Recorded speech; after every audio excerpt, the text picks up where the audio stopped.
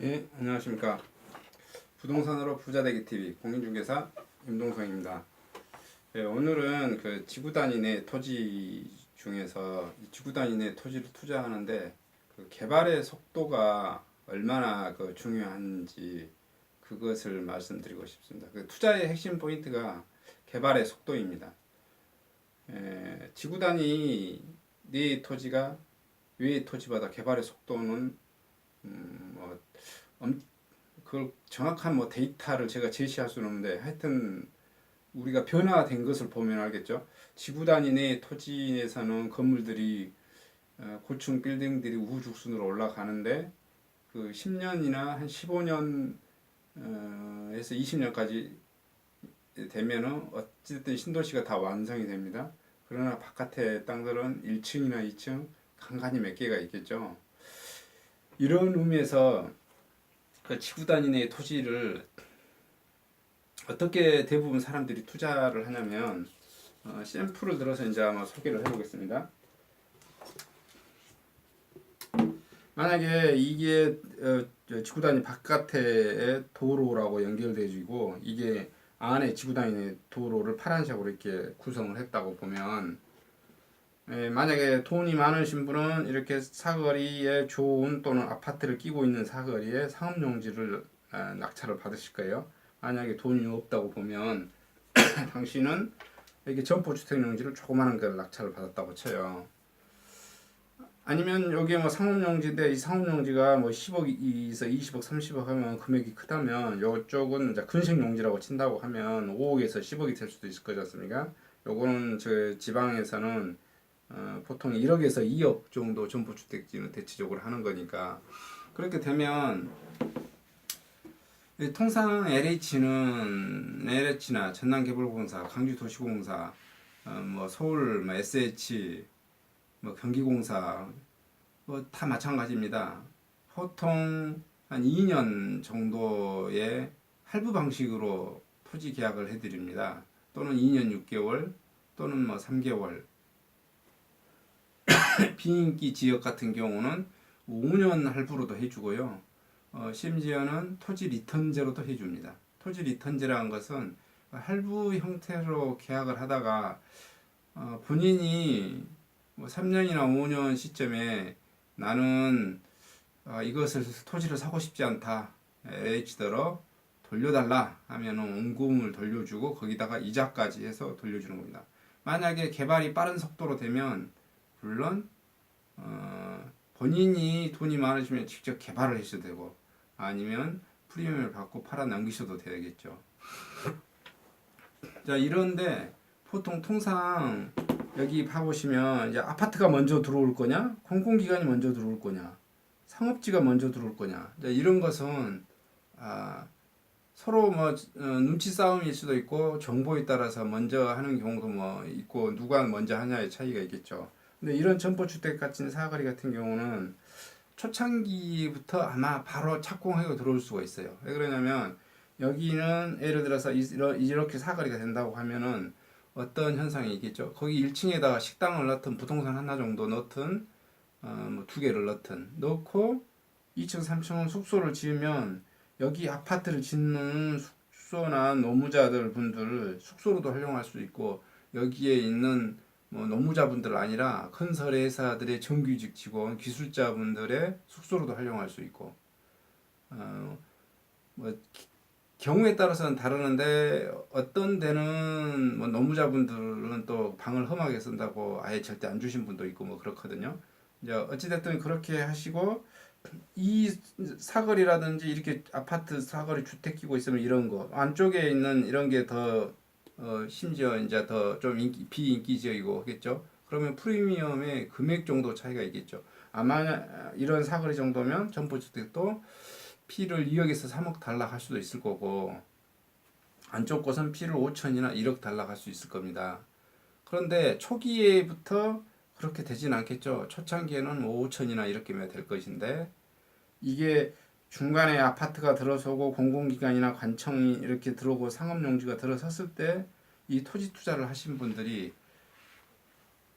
제가 말씀드렸다시피 할부 계약인 상태에서 이걸 예를 들어서 상업용지가 내가 이걸 10억의 낙찰을 가져왔어요. 그러면 1억만 계약금을 넣어두겠죠. 나머지는 돈이 있으시면 만약에 2년 6개월짜리라면 나머지 90%를 예를 들어서 6개월 단위로 돈을 내는데 그 나머지 회차로 나누어서 돈을 내겠죠. 또 여기를 내가 전부주택 부지를 여기에 코너 자리라고 위치라고 1억 5천에만 낙찰을 받아왔어요. 그러면 1,500만 원만 돈을 넣고 나머지는 6회 정도 뭐나 5회 할부로 낸다 그러면 5로 나눠서 이렇게 나머지 잔금에 대해서 6개월 단위로 돈을 내겠죠. 그런데 도시개발이 진행됨에 따라서 본인들은 토지 투자하신 분들이 되게 성향이 계약금만 집어넣어놓고 이 토지를 전매를 하려고 하죠. 그리고 이 프리미엄을 받는데 통상 우리가 말하는 그 많은 지주분들이 다운 계약서를 하려고 합니다. 그 다운 계약서라고 하는 것은 실제는 이 토지가 본인이 1억 5천에 사왔는데 팔기는 예를 들어서 2억에 팔았다. 매매 계약서는 1억 5천만 오고 가게에 쓰고 실질은 2억이 돈이 오고 가는 거죠. 근데 이게 토지 분양권인 상태이다 보니까 실질은 자기 통장 계좌에 1,500만 원만 받고 나머지 현금 5천을 받고 나머지 돈을 누구한테 달라 하겠어요? 누구한테? 매수자는 LH한테 돈을 납부하면 되겠죠. 근데 이게 이제 불법인 겁니다. 근데 또 이 매수자분들이나 매도자분들이 이제 경험이 뭐 많으신 분들은 좀 더 알겠지만 대체적으로 토지나 아파트라든지 이런 거 상가 좀 해보다가 토지를 이렇게 지구단 이내에 토지를 들어오게 되면 이 LH가 토지를 전매를 해주는데 본인들과 매매 최초 원 계약서와 동일한 금액으로 실거래 신고를 해오라고 합니다. 만약에 더 높은 금액으로 해오면 명의 변경을 해주지 않습니다. 그렇기 때문에 매도자나 매수자분들은 100% 다운 계약서를 할 수밖에 없습니다. 이게 다 해서 이제 불법한 행위를 하는 거죠. 이렇기 때문에 매도자분들은 당연하게 그냥 요구를 하죠. 그런데 이것도 LH 입장에서는 이게 투기 조장이다 뭐다라는 명목하에 전혀 자기네들이 LH한 했던 금액하고 보다 더 높게 실거래 신고를 해오면 명의 변경을 안 해주기 때문에 매도자분들은 또 공인중개사분들은 다 그 금액으로 해서 신고를 해오고 실제로는 현금으로 이렇게 거래를 많이 하게 됩니다. 그러면 이게 이제 불법이겠죠.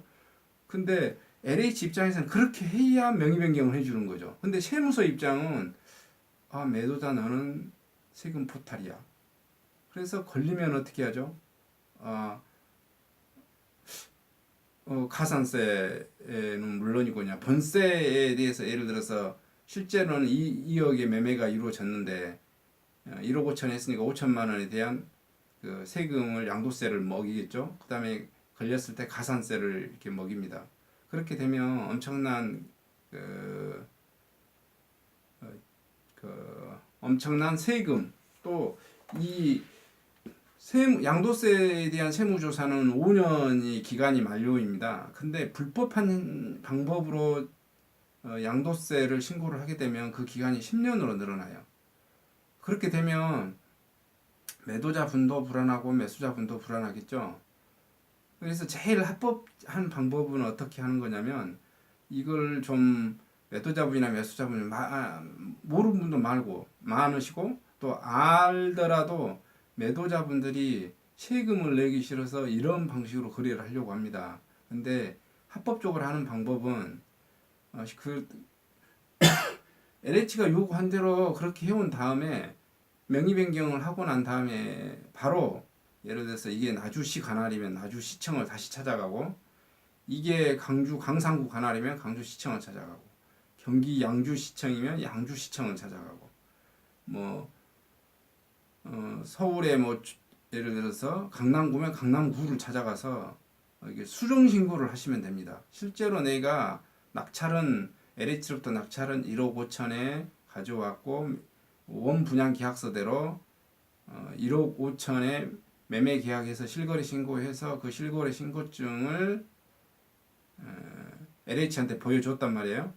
그러면 다시 합법적으로 하려면 명의 변경을 하고 온 다음에 각 시군구청에 와서 다시 본인이 실제 2억에 매매를 했으면 2억의 금액을 다시 수정 신고를 해서 실거래 신고를 해서 다시 수정 신고를 해주면 됩니다. 그렇게 되면 어떤 시스템이냐면 이런 경우는 공인중개사도 그 계약서에 공인중개사 이름을 써줍니다. 만약에 아까 제가 말했던 것처럼 1억 5천의 계약서를 쓰면 절대 공인중개사는 그 계약서 안에 자신의 이름과 도장을 날인하지 않습니다. 둘이 직거래하는 방식으로 선택하겠죠. 그러나 만약에 실거래 신고를 실제 돈이 오고 간 금액을 하겠다고 하면 그 2억의 매매 계약서를 써드리고 공인중개사 이름도 거기다 넣고 도장도 공인중개사 다 찍고 양자 신고를 하고 수정 신고를 하고 매도인은 양도소득세를 5천만 원에 대한 수익금에 대한 양도세를 내는 거고 매수자는 그 2억에 대한 원래 1억 5천에 대한 취득세를 납부할 거잖아요. 근데 2억 분에 대한 취득세를 납부하게 되는 겁니다. 그리고 시군구청은 그 실거래 신고된 게 그 실거래 신고증이 등기소에도 가겠죠. 그 다음에 세무서에도 전달이 되어집니다. 그런데 그 2억으로 업한 2억으로 업한 게 아니라 실제로 2억에 매매가 되어졌으면 그 2억으로 수정 신고한 금액 있잖아요. 그 실거래 신고증은 LH한테 시군구청이 보내주지 않습니다. 제가 그것을 확인을 해봤거든요. 실제로 신고를 하게 되면 왜 그러냐면 LH 입장에서는 너희들은 우리가 원 분양에 낙찰 받았어. 너가 1억 5천에 토지를 낙찰 받았잖아. 너가 2억에 매매하거나 네가 3억에 매매한 것은 넌 투기꾼이야. 그래서 우리는 절대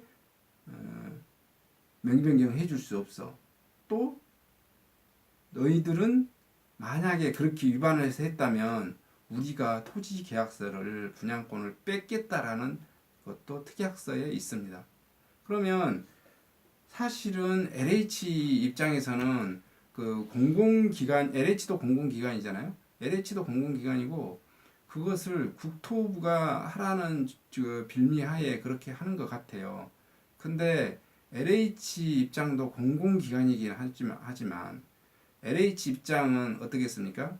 본인들이 돈을 선투입해서 보상금을 다 풀어줬잖아요. 그리고 분양자들한테 돈을 받아내야 돼요. 토지가 미분양 나면 어떻게 됩니까? 본인들도 금융비용에 이자 비용이 엄청나게 들겠죠. 그래서 LH에도 가서 보시면 아시겠지만은 LH 토지 분양팀에 가보면 프랑카드가 이런 식으로 걸려져 있습니다. 분양만이 살 길이다.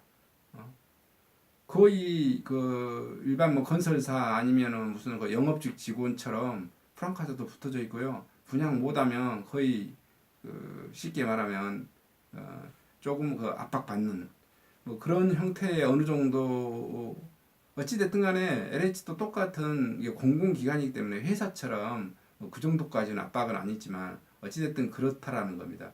그래서 그런데 그 LH 같은 경우는 위에서 규정에 의하니까 그렇게 하지만 실질은 LH 사람들도 직원들도 이걸 어떻게 해요? 다운 계약서가 들어올 수도 있고 또 뭐 수정 신고할 수도 있고 그런 것을 다 알죠. 그런데 확인 작업을 하지 않는 것 같아요.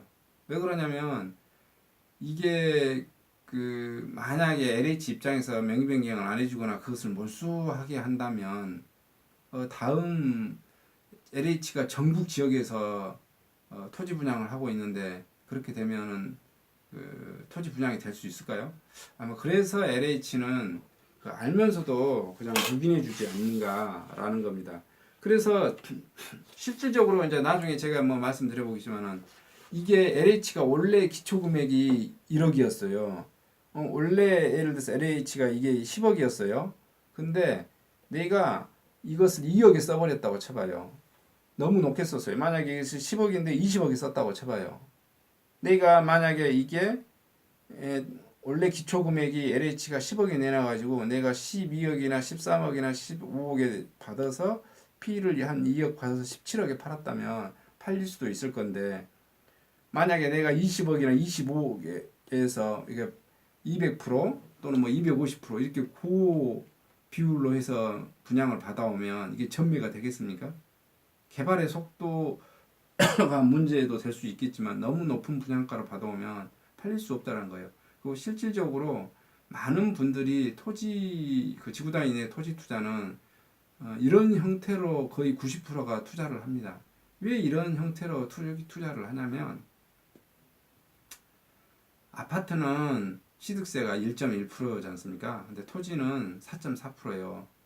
또 뭐 다른 지방세까지 더하면 4.5도 될 수도 있고 4.6도 될 수 있어서 금액은 계속해서 등기를 치게 되면 겁도 없이 늘어납니다.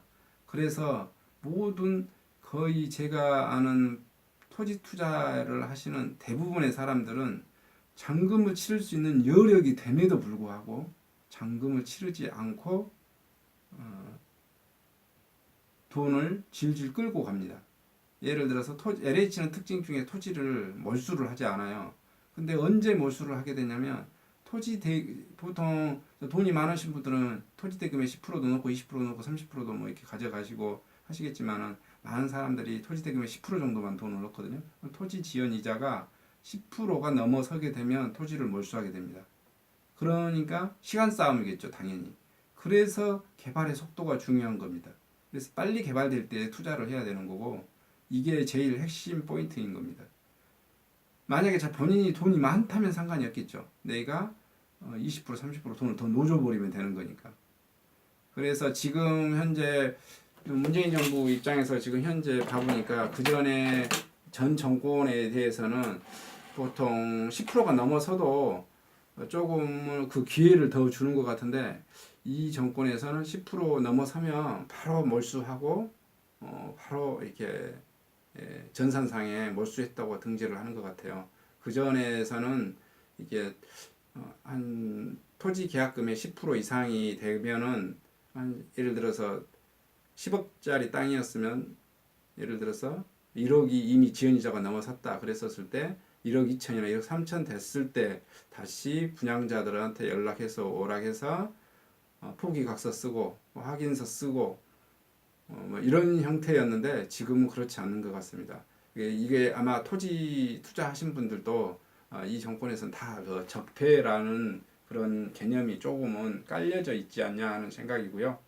하여튼 토지 투자에 대해서, 지구단위의 토지 투자에서 이런 식의 그 형태로 흘러간다시나 이제 설명해 드렸으니까, 이 개발의 속도가 얼마나 중요한지는 아시겠죠? 그 개발의 속도는 옆에 아파트가 제일 먼저 올라가는 것부터 보시면 할 수 있어요. 그래서 아파트가 얼마나 빨리 올라가는가, 옆에 공공기관이 얼마나 빨리 건축되고 입주해서 사람들이 살기 시작한가, 그걸로 지금의 그 개발의 속도를 가늠해 볼 수 있습니다. 그거의 기준에 맞춰서 프리미엄이 얼마나 또 빨리 더 많은 금액으로 붙을 수 있는가라는 것도, 또 얼마나 짧은 시간에 팔아먹고 빠져나올 수 있는 것도 판가름되어집니다. 이상 지구 단위 내에서 토지 투자의 가장 중요성이 개발의 속도라는 것을 설명해 드렸습니다. 감사합니다.